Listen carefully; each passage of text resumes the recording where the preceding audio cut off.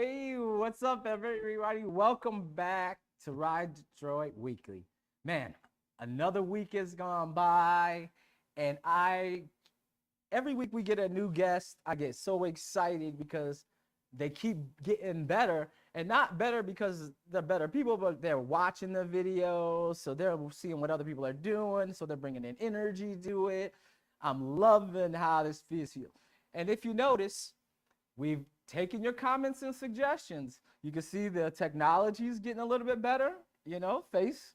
You can hear me. Got some wireless microphones. Like I said, if you keep coming to the RiDetroit YouTube channel, subscribing, sending your questions and comments, we will keep growing. All right. And with that being said, when we get to 100 followers, I kind of misrepresented myself last week when I said we were going to, when we got to 100, the 100th person would win. No, what we're going to do is when the 100th person subscribes, we throw all those names in a pot and then we draw a winner. All right. I don't know what we're giving away yet, but it's going to be worth it. So if you haven't subscribed yet, subscribe now. Hit that button. There's a subscribe button. And you see that little green bar at the top, at the bottom? That's our progress. So the faster and the further we get to 100, the quicker we can give it all away. All right. So I just want to thank, we had a couple subscribers this week that really stepped up and commented. Thank you for that. I'm going to try to be more engaged. I got a lot going on, but we will get to it. We got some other stuff coming on. We got so much stuff in the pipeline. I can't even keep it up in my head. Before I get out of pocket and completely forget, I want to thank Anthony Taylor, last week's guest. Man, Anthony is a winter bicyclist from Minneapolis. He also runs Storrow, Minneapolis. This guy I can't even tell you how much he motivates me to get out on my bicycle. And not only that, but to see the world. If you want to check out Anthony's YouTube, once again, it lives on the channel. All right, so go back, check out last week's, and you can check out all of the stuff from RiDetroit. All right, so go do that. But I'm eating up my time because I need all of it today. All right, everybody, today, man, I am so excited to bring one of my favorite people in the world. And I mean this genuinely, okay? Adriel and I go back probably late 80s, definitely early 90s, okay? So the real question about today's interview is, what decade do we start in? I mean, I don't even know. So ladies and gentlemen, without further ado, I'm going to give you Adriel Thornton, the Director of Marketing and Community Outreach at MoGo Detroit. What's up, my brother? Thank you. You almost made me cry with that intro. Oh, brother, stop that, man. You know I love you. We'll talk about that later. So we got 45 minutes. Right. All right, so we got to get into this. And like I said, we could start in the 90s. We could start in the 2000s. Let's go. We're gonna start in the present right now. Okay. And then we'll go back to that. Perfect. All right. What I love about what we do here is we kind of give people the insight into things that I feel like they don't know about. Right. And I think one of the most confusing things that we have right now, not most confusing, but up there, is MoGo and is bike share. A lot of people don't understand what a bike share is. Right. So let's get into MoGo Detroit, and let's break down, first of all, what is MoGo Detroit? Right. Well, so MoGo is a Detroit-based nonprofit, first and foremost. There's like 4 of us that work there on the administrative side, and we have our partner Shift Transit, which does all the operations. So like the rebalancing the bikes and making sure the stations are kept up and everything. But we're a small nonprofit organization that's based here in Detroit, that was started here in Detroit. But we do what bike share is it's a little bit different than the bike rental. So a bike share system is a network of bikes and stations that are basically really intended for short-term use. So it's if you have a commute, say from Midtown to downtown to go to work when people were actually going to work, The idea is to get on a bike and ride from the station closest to your house to the one that's closest to where you work. Or if you are at work and instead of jumping in your car, which is probably parked in a parking structure, and then trying to find parking on the street, you would then just jump on a bike instead to do that. So shorter term trips, whether that's running errands, going to school, or just commuting, wherever, getting to where you have to go, which is sort of different than bike rental in that sense, which is designed for more long-term, longer recreational rides. But yeah, so that's what MoGo is in a nutshell. It's a station to station. We're what we call a docked system, which means that you get the bike and you have to return it to a station, to one of the docks in the stations. It's not. There's a lot of reasons why that system. I think that system is a lot better. But for the rider, there's a guarantee that you're gonna have a bike at the station, so you don't have to go find one. You're gonna have a bike. You're gonna have a place to lock it, and that's the other key point, is that you don't have to worry about bringing a bike lock. The station is your lock. So you return a bike to a station, you put it in, and you can basically kind of forget about it, and then go back to the station or another station, and you're guaranteed to have a bike there available for you. But the program has evolved. When you guys started out, it was that 30-minute business model. Right. But then that first summer, I'm gonna keep it real, I saw people everywhere on MoGos, and they definitely were keeping them longer than 30 minutes. So the plan has evolved a little bit since then, right? Yeah. Well, so the idea is, when we launched here, a lot of the research that we had done was based on how the rest of the world was sort of operating bike share systems, right? So again, with the idea that these are bikes that you share, the idea of keeping them in rotation, someone came up with the idea that 30 minutes was the best practice, right? To sort of limit it to 30 minutes, so that you can get to where you have to go, coming from a purely transportation base, right? But last year before, well, since we started, really, we also, like you, have been paying attention to customer feedback, and to the marketplace. And what we found is that there's a significant amount of people who use MoGo, who want to ride it more recreationally, and who want to do things like, get it and just ride around, right up and down the Riverwalk, or down through Eastern Market, or just maybe even from Midtown to Royal Oak at this point, or to Ferndale at this point. So they really, the finding a station and docking it within 30 minutes was something that our customers said that they would prefer to do a different way, and even our members. So we actually came up with we got rid of that 30-minute limitation, and came out with 2 casual passes this year. One is a pay as you go. So it's just like it's $1 to unlock, and then it's 25 cents per minute. So you ride however long you ride is what it is, right? How much it costs. And that's really good for like one-way trips.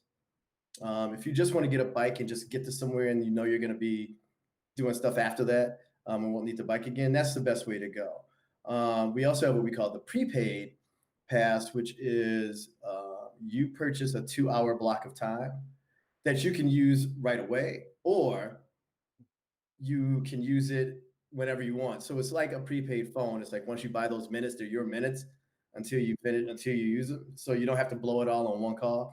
It's the same sort of concept. So you get the prepaid pass, and that way, if you want to spend a Saturday, and you're riding around with your family or whatever, and it's an hour it took you, well, you still have a whole nother hour that you can use whenever you want. So, 6 months from now, if you want to go on another ride, you can. So we found that people are really responding a lot better to that sort of system than they were to the 30-minute. What I liked about MoGo is they addressed one of the obvious issues right out the gate, which is affordability. Yeah. You guys also have things in place that people who are lower income Mhm. can even access these, maybe even without payment, right? Yeah, well, there's we really did bake equity and accessibility into the system, which is, again, we launched in 2017, so there have been previous examples of other bike share systems, throughout the country, and we were able to take some of the best practices and also look at some of the things that they weren't doing, right? So right off the bat, our executive director, Lisa Nazowski, really encouraged me and my coworker Rory Lincoln to approach this with equity and accessibility in mind. And so one of the things that we launched with was what we call the Access Pass. And so the Access Pass is an annual pass, right? So it's 365, 24/7. It's an annual pass that someone who receives state benefits, whether that's a bridge card, I think Medicare, um, any state benefit, basically, as long as you have that 9-digit case number code, you can get an annual pass for $5. That's an That's an annual annual pass. pass, right? It's an annual pass for $5. $5. Yeah, and so it really and right now we have a 28% of all of our members are Access Pass holders, and I'm sure that to you and the listeners that may not seem like a big impressive number, but in the bike share world, no one else has that.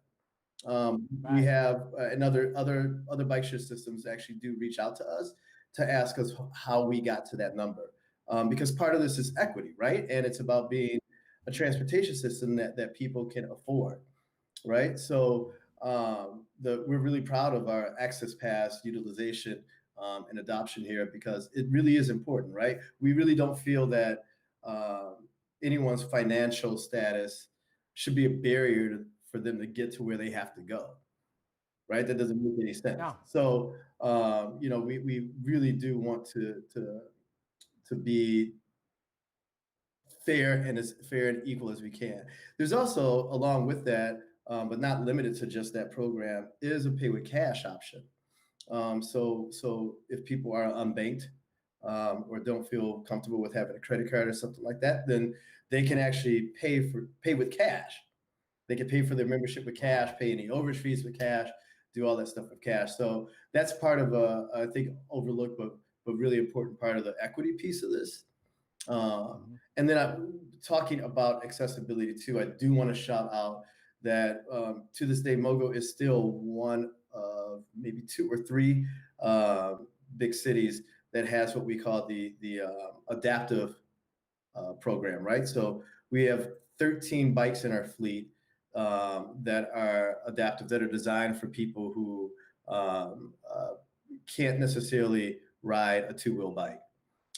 So that includes, recumbent bikes.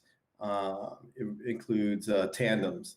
It includes we have a cart bike that so someone with a wheelchair can actually slide out of their wheelchair directly into the cart.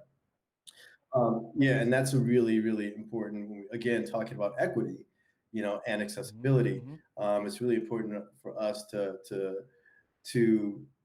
provide transportation to as many people as we possibly can.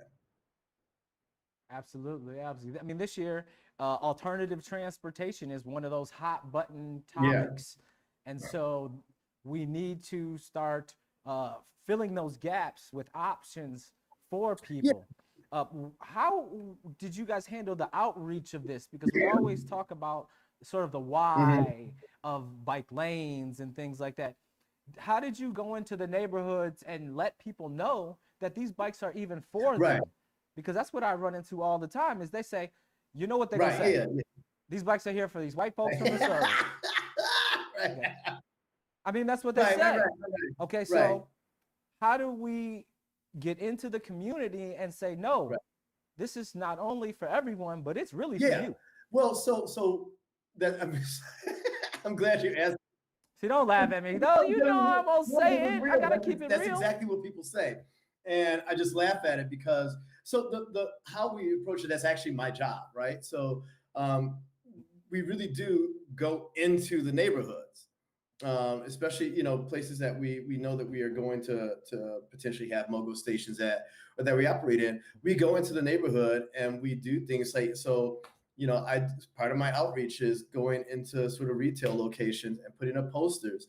Before we launched, we did a huge campaign where we put up posters with the potential map of where things were going to go, and then how anyone could actually reach out to us and suggest stations.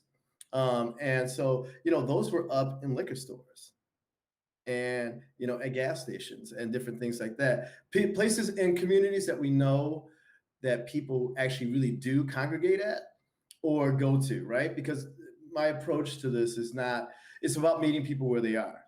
So along with the community meetings, and forming partnerships with people or organizations in those communities, it also is about recognizing that a lot of the folks that you potentially get to using sort of the standard way are people who are already activated, right? And who are probably, they're there because they have an interest in expressing their opinion about things. But in order to get real coverage, or saturation in a specific neighborhood, you actually have to reach the people who, are not necessarily going to the church for the community meeting. So you got to figure out, where are those people going? Well, they're going to the barbershops, they're going to the liquor stores, they're going to, or the party store, wherever the case may be, to the gas stations. They're going to all those places, right? Just like they do in my neighborhood. I see people, there are people that I've, seen for years in my neighborhood that I only see when I go up to the gas station, right? And it's almost like a de facto meeting place. Those places have sort of taken the place of community centers in a sense, right?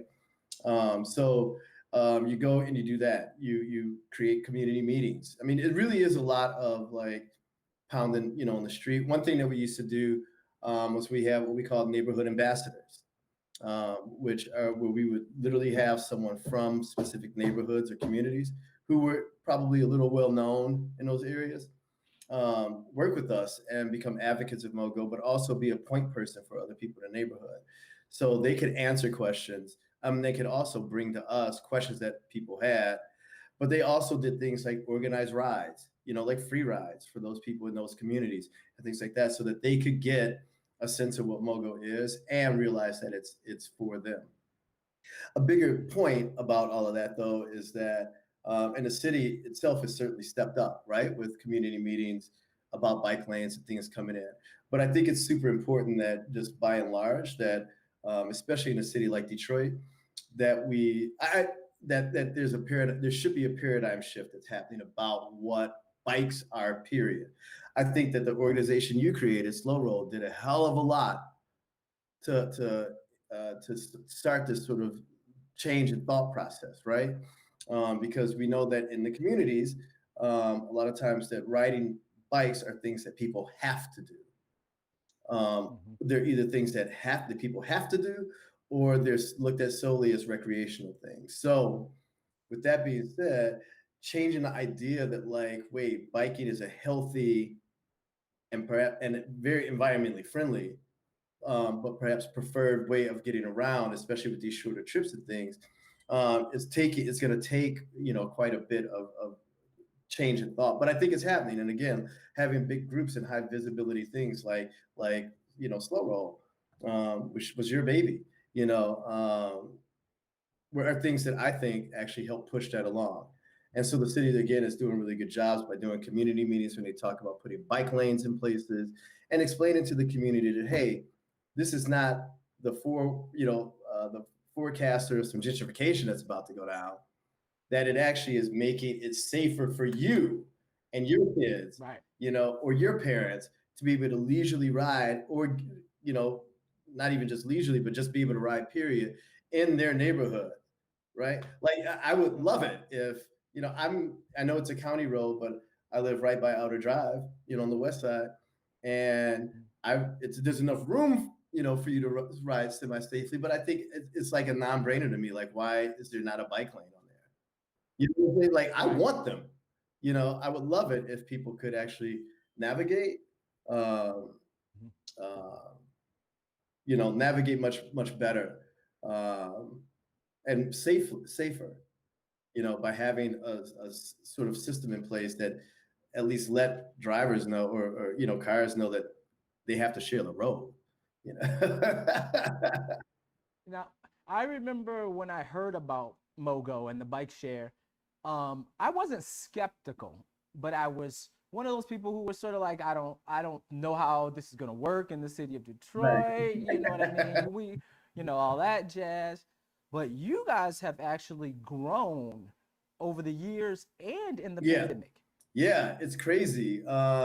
So last year, 2020, we actually expanded our service area. We expanded into Northwest Detroit, but also Ferndale, Royal Oak, Oak Park, Huntington Woods, and Berkeley, which sort of made us, believe it or not, sort of first real regional transportation system. Yes. Yes. I was just about to say, I didn't want to cut you off, but like in reality, historically, we know the suburbs don't tend to want to connect. So you guys are really breaking down some serious doors. Yeah, and I have to say that it's, the expansion was a long time coming. It had been delayed several times, and more importantly, like when 2020 hit and COVID became a reality, we actually we launched the expansion in June, but that had been delayed several months, several times, before we actually were able to launch. But I have to give so much credit to the communities, especially Ferndale, who really took a lead in wanting to connect. They wanted to connect. The city was going to be doing the Livernois streetscape project. Ferndale on its side was putting bike lanes in and sort of restructuring Livernois on their end. And so they really wanted to figure out ways that they could connect the two. So here you have these two cities, who for decades, these counties and these cities were at odds with each other, finally coming to some sort of common ground, but based around transportation and really human-centered transportation, right? So it's amazing that MoGo was able to sort of help be a catalyst for that. It was not us that created that by any means, but the infrastructure being put on both sides made perfect sense, right? And it made perfect sense for something like a MoGo to be able to be used to connect the two. And it's kind of amazing. The first stop, if you go up Livernois, is the Ferndale project, which used to be Axel Brewing. Okay. And I happen to go there quite often. And like I said, I can go to Livernois and Outer Drive, park there, get on a MoGo, because there's a station right there, and just ride in bike lanes, by the way, in bike lanes the entire way, because they reconfigured 8 Mile right there, that crossing there as a part of, with the bike lane. So now you can actually make that ride, and I can ride straight up there, on a bike. And it's really amazing. And then when you add the other expansion communities into it, they all work together. They all came together with this. They all helped fund it. And just the sort of unity that took, and the cooperation that they took was completely amazing. The folks in District 2 here on Detroit side, Councilman McAllister's office, the folks from the city, just so many different people and pieces of the puzzle really helped make this happen. So, I tip my hat off to them, because now we have a real functioning sort of transportation system that's intra-county, Yeah. And there's something, everybody thought I was going to be mad at you. Okay, so y'all launched the Eco Boost.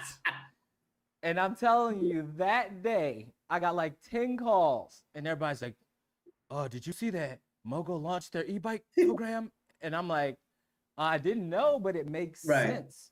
So MoGo has moved into the obvious future, which is e-bikes. Yeah. It's, and it's again, it's not just us, it's bike share systems across the world and the country, but the e-bike phenomenon, which makes perfect sense, right? There's nothing crazy about this. But yeah, we have right now at this point 50 e-bikes that we added to our fleet, and they are by far and large the most popular bikes in our fleet, right? Unfortunately, they aren't as accessible as all the other bikes, but the reality is that it did a couple of things for us, right? So again, when it comes to long distances and things, and Detroit isn't very hilly, so that's not necessarily the exact benefit of it, even though that crazy hill we went up, it was a slow one. I did that on I purpose. know you did. I was so mad at you. I was like, and you get to the end of the ride for us to go up this huge hill. But I did that. Actually, I was taking some folks from the mobility office at the city, doing a preview of Boost for them before we had actually put it out there. And we rode from our warehouse, which is in Milwaukee Junction, to that bridge. And I used it to illustrate how easy it was to do on an e-bike and on a Boost bike. So that does come into it, but you legit can just ride farther faster, right? And so what we found is that people are, now that we have this expansion area, people really want to use the e-bikes to get between the two. But they also, we found some really interesting ways that people were using them. In the dead of summer, there were lots of folks, myself included, who would prefer e-bike to just ride, even short distances, because you get to where you have to go with no sweat, like literally no sweat. Right? It's 90 degrees out here. How am I not sweating by using this bike? It's no sweat. But also, conversely, in the winter, they're extremely popular because it's cold and people want to just get to where they have to go faster. Faster. Yeah, so Yes. it's really interesting how people have adapted to the Boost bike situation, and I can't wait until we have just many more of them in the fleet. But I I know that you and I had talked about it. And I think that, people talk about, I think people think that the people in the bike community here are like at odds with each other all the time and like, trying to outdo each other. And they don't really realize that we all have pretty good relationships with each other. And I remember I went on a bike ride that you were doing with Electric Avenue, but on a Boost, just to do it, right? But I know that we were talking once, and you had mentioned that since we came up with Boost, that you're actually getting more calls, more sales. Absolutely. Absolutely. It's the perfect entry level e-bike. That's what I love about it. People thought it was going to be competition, but we get a fair amount of people that come in and they say, well, I've started out on the Boost because if I'm correct, it's only got one speed on the Boost. There are no gears on it, like, or if they are, they're internal, but it's really just one speed, and it's it could go up to 15 miles per hour, and you could get up to 40 miles with one charge on it, right? But it's not, it's a bike share bike. So it's like you said, it's a perfect sort of entry level bike to get people interested in e-bikes, and then they come up to you and say, hey, look, case in point, I'm like one of those people who like, now I'm interested in actually buying one. But it's only because of how much I use Boost. And it works both ways, because people come in here and they'll say, I've never ridden an e-bike before. And I'll say, why don't you grab a Boost and see how that feels, and if it works out for you. So we're symbiotic off of each other. And that's what I love about the bike community in general. We seem to be, in Detroit at least, pretty galvanized, and the mission here is that we're trying to get more people on bikes. And I think that's sort of a unified, I think, we all have the same ultimate goal, right? Which is not necessarily market dominance, right? Domination, but really the idea is to have that sort of paradigm shift here happen within the thought process here. And it really is about trying to get as many people on bikes as possible, for a variety of reasons, right? But the more people that can experience biking in Detroit, I think the better it is. It becomes a thing about safety in numbers. You actually start to have conditions of roads or how roads are designed being really considered. So it's really important. The thing about it, and Todd Scott from Detroit Greenway Coalition will tell you this all the time, but what people all the time. all He'll the tell you time. all this all the time, again and again. He'll tell Right. you this all the But time. what's interesting, and I learned this from him, is that the reality is that the first roads in Detroit were built for bikes. Were built for bicycles, not the car. It predates the car. The first roads were built actually, yeah, were 1890. built for bicycles. Detroit was bike city back then, so it's not to take anything away from the auto industry or for cars or anything like that, but I think that the idea of um, a zero sum game with the two is a fallacy. You can still have auto, the roads designed for cars. You can still all have these things, but you can carve out a place for bikes to make it safer and encourage people to ride, especially. And we could talk about going into the communities and stuff. For communities of color, especially, right? And especially Black folks, there's a huge health benefit to getting on a bike and the riding around, whether that's recreational or opting to make these shorter trips on a bike. I see, and I've actually done this before, but I see lots of folks who will jump in the car to go a quarter of a mile. To the store, or wherever, or to the park, and it's we have such so many different challenges with diabetes and high blood pressure, things like that. All of those things, which we know that physical activity can actually help alleviate. So it's really about really driving at home and saying, hey, getting on a bike is not something that you should be ashamed of because it's something you have to do. It should actually be the preferred way that we get around in our neighborhoods. And again, the air quality. We talk about pollution, noise pollution. There's so many different reasons why bike riding, especially in urban environments, just makes so much more sense. You guys are in the forefront of getting people on bikes, because like I said, trust me, every summer I see people on bikes, and I hate to be that guy who says they don't look like a bike rider, but I see people on MoGos and I'm like, they definitely don't look like they ride a bike, and they are in it, and I've gone on bike rides where people are on MoGos, so that's more accessibility.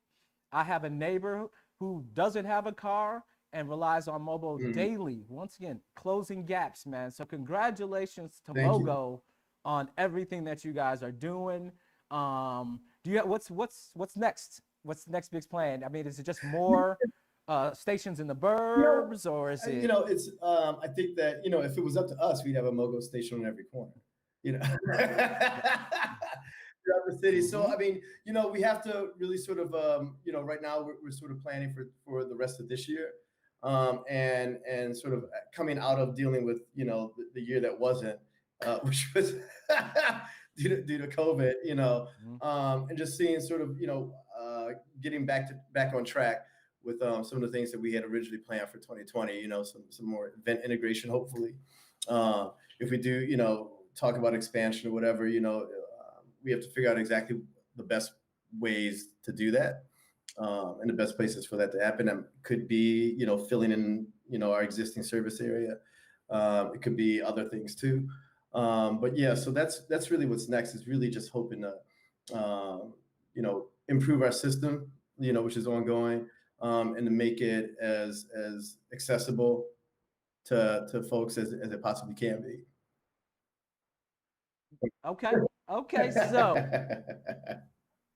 you know what time it is now. So, we done did our business. And now it is time to get into the real man himself. Okay.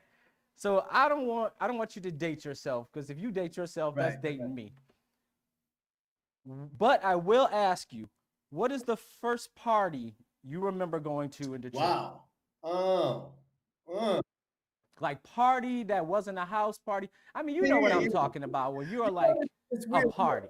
And I'll So explain that in a second. the first thing that I really remember going to, I was probably like, I definitely wasn't 18 yet. Let me just Nobody was. Nobody was in Detroit. right. Stop And it. my best friend at the time, Damon Dewberry, he was way more involved in the techno scene, believe it or not, than I was, because he had his older cousin was in this group called Final Cut, which was sort of like this all black industrial techno band. Jeff Mills was in it. Yeah, so anyway, Damon had his ear to the ground like nobody else, and he was like, "Yeah, we should go." His cousin had told him about some party or something. Maybe they were playing at it or something like that. And he was like, "Yeah, we got to go check this out." And of course, I had the car, so, so we drove to it, and it was like, I don't even think it started until midnight. Uh, That's the time parties start. yeah. I don't get this leaving the house before midnight Right. business. These kids today, they're like, yo, we're going to be at the club at Oh, 9:30.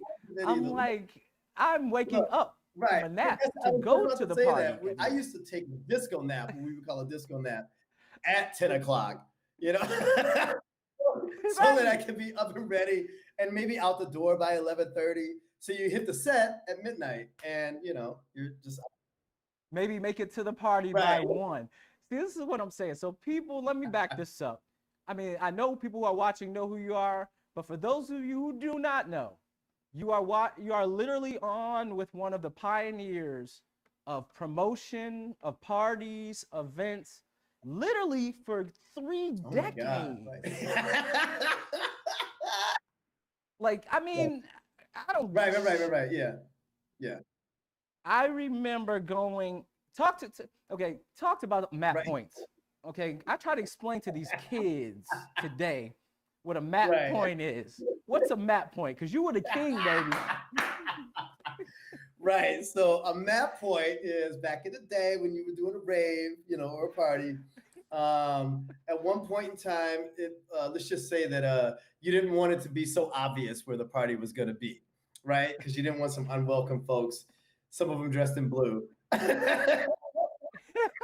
riding up into the party.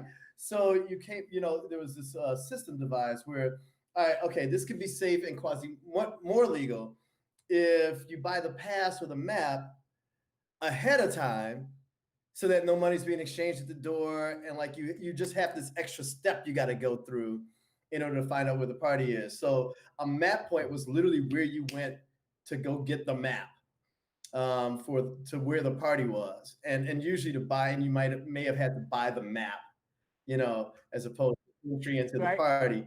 And so yeah, we started doing that. And at the time, I had a little rave clothing store in the basement of Zoot's coffee shop. Hold on, don't steal that, because you are the quintessential serial entrepreneur. You were one of the first cats I knew who had a spot, like a legit spot. Like we had a corner that we stood on. That was the spot. But you had a door. And I love that serial entrepreneur. I think there's some truth to that. It's funny because I won't say that I knew how to do all this stuff.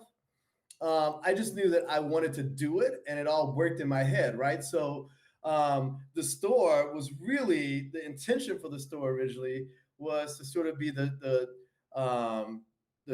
show plays for the clothing line that me and Darren Maserati, aka Dagwood, had created, called Digital Laundry.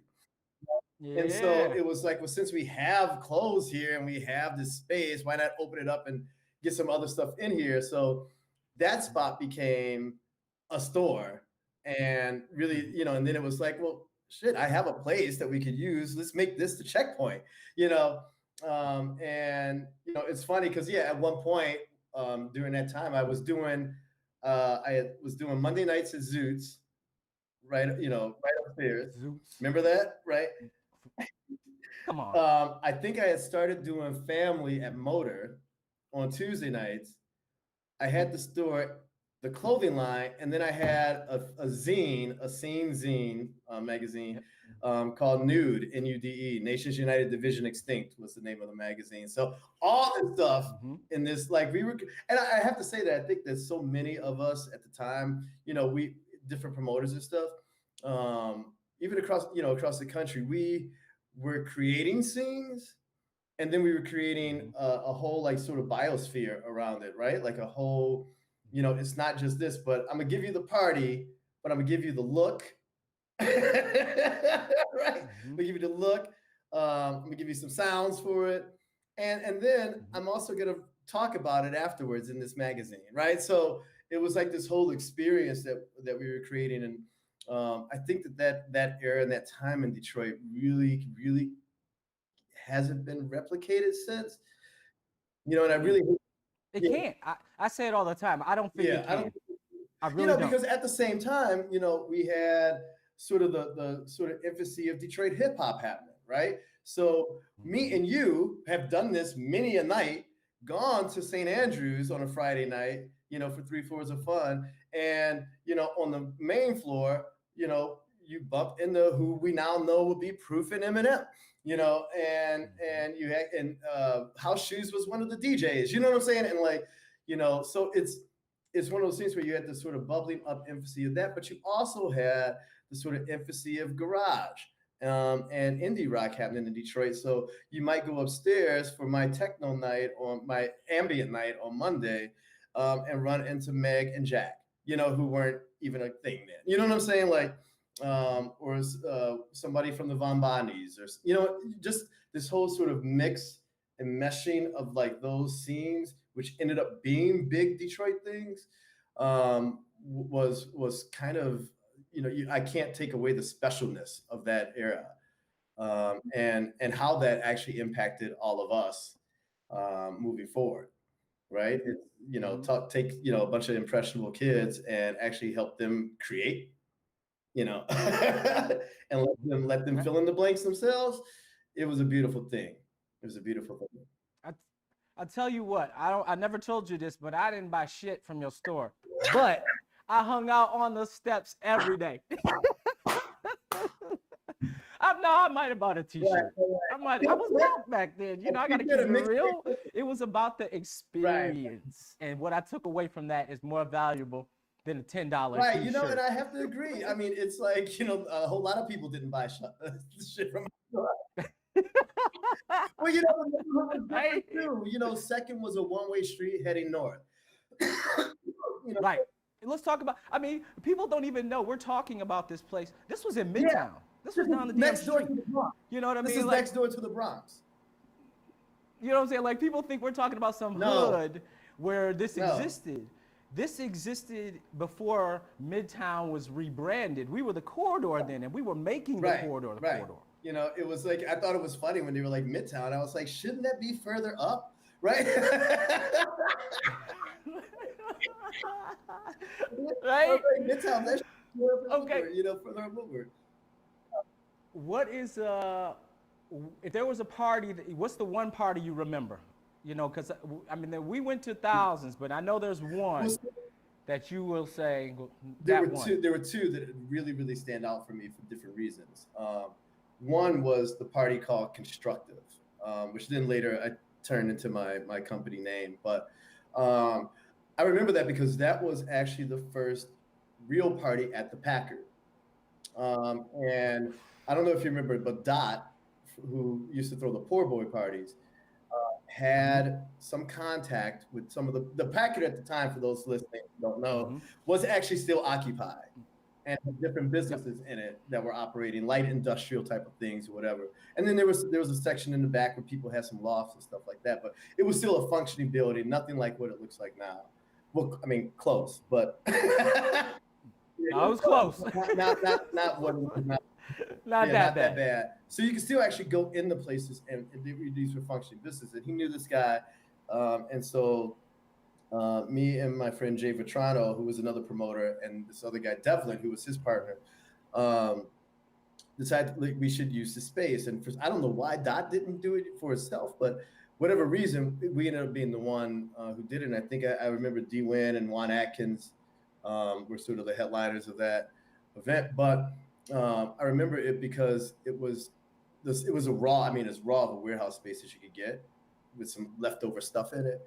And I remember going up to put oh my god, what not banners, but a tarp up, right?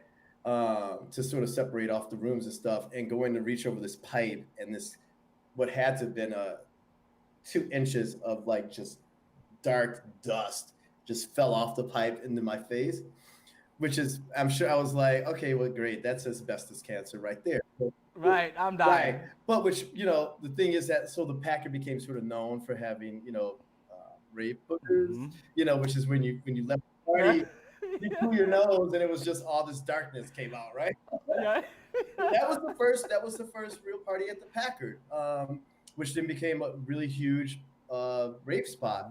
And then the second party that really, really sort of stands out to me, just out of the ones I've done and stuff and gone to, was the first party I did called Family, which was it was a year before we started doing the club night at Motor called Family. And it was at Tom Phillips Post on East Gratiot. Right? It was a VFW hall. Back when you needed, you just grabbed any right, spot. Right. Everybody was searching for fresh spots. Right, yeah. So I needed a spot, right? So you just got a spot. And that was like Paperclip People, Derek Leslako.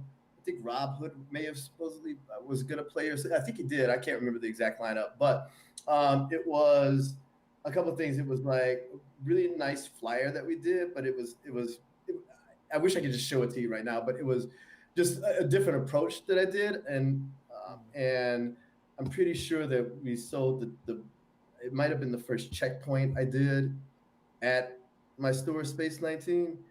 And it was a beautiful, at the time, that was also the biggest party I had done, because we had over like 1,000 people show up, which was, I don't know if you remember this, but prior to that, there were really a really big party might have been 500 people.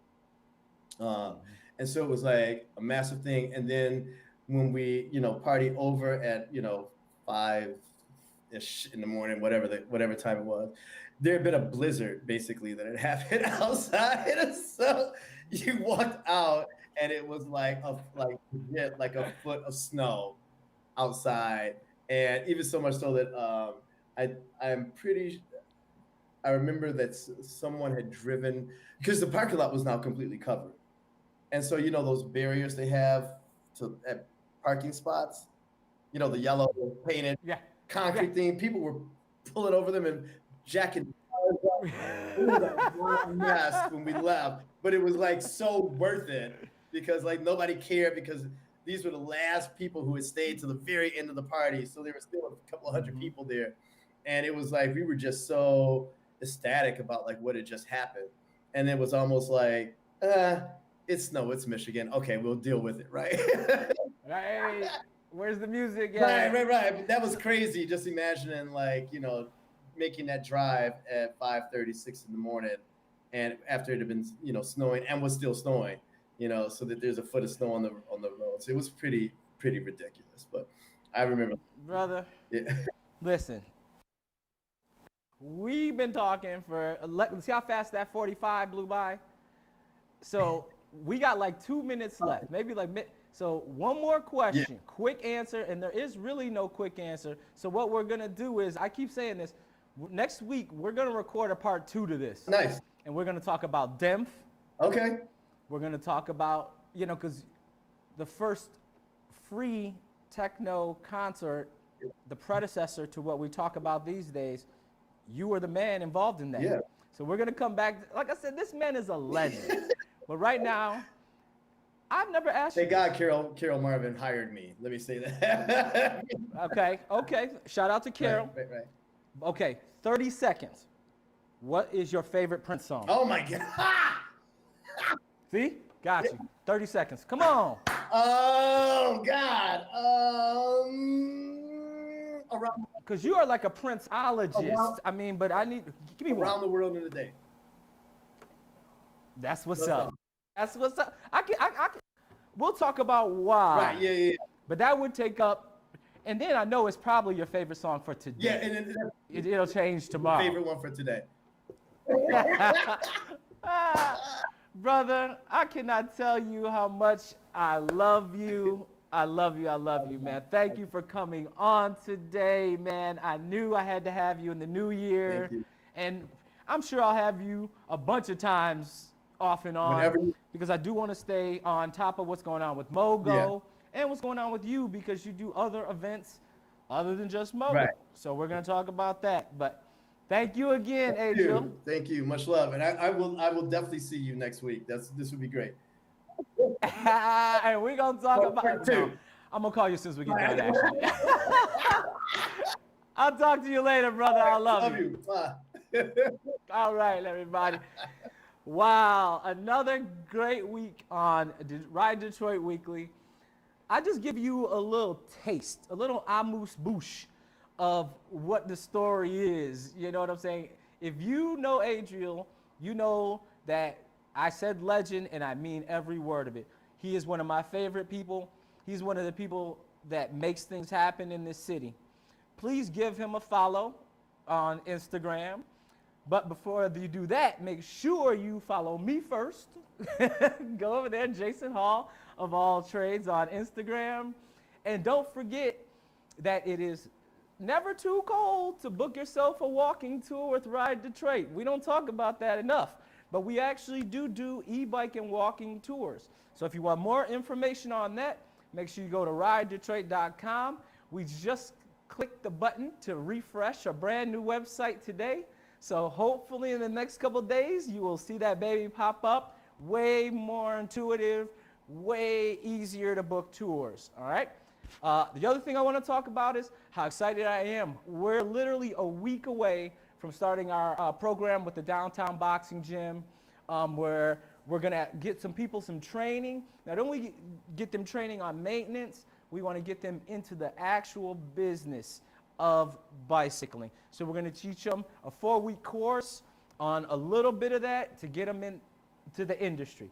All right, so I'm excited about that. Man, next week, I keep saying my guests they don't get better. They just get more. I don't even have a word for it.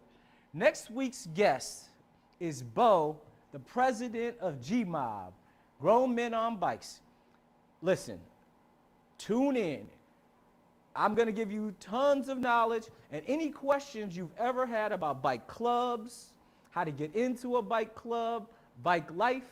We're going to talk about all that next Wednesday at 3 o'clock. Let me thank my sponsors before I get up out of here. I got to thank them because we talked about technology earlier. Where do you think these lights come from? Where do you think this lens comes from? It comes from donations and helps from all of you and our sponsors. So thank you to Loomis Helmets, Griffin Claw Brewing, of course, Electric Avenue Bikes, where we do our show out of every week, American Cycling Fitness, help those boys out. Pick your bike up if you ordered a bike during the pandemic. Wingman, water, definitely. I would have drank some, but it makes you kind of burpy, and I don't want to put that on you guys. A little too much information. And last but not least, Tap Beverages. They bring us nitro coffee, keep us juiced up. So if you think right now I'm a little hyper biased because of the juice. All right, you guys go. You can't make it till next Wednesday. I also go live every Saturday on the Murals in the Market Instagram at 11, where I bring artists from all. And last but not least, man, help me out. Please subscribe. Please keep me out of trouble. My boss is sitting right over there. She's like, subscribe, hit the button. Please subscribe to the channel. Come back, check out past videos. All right, everybody.